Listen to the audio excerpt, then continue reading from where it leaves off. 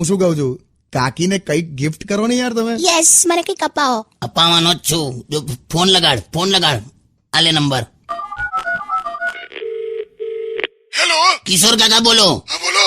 એક Punjabi dress gift કરવાનો છે, તો ઘેર આવજે હોજે. એટલે વાઇફ માટે લેવો છે કે મોંઘા બતાવું? કોણ છે આ? કોણ છે? તું યાર તું લા મૂકી દેલા. શું યાર કાકી બિચારા આખો દિવસ મહેનત કરે છે, અને એક કામ કરો, એક નોકર રાખી લો તમે. રાખેલો જ છે લા ભાઈ, આના પિયર થી આવેલો.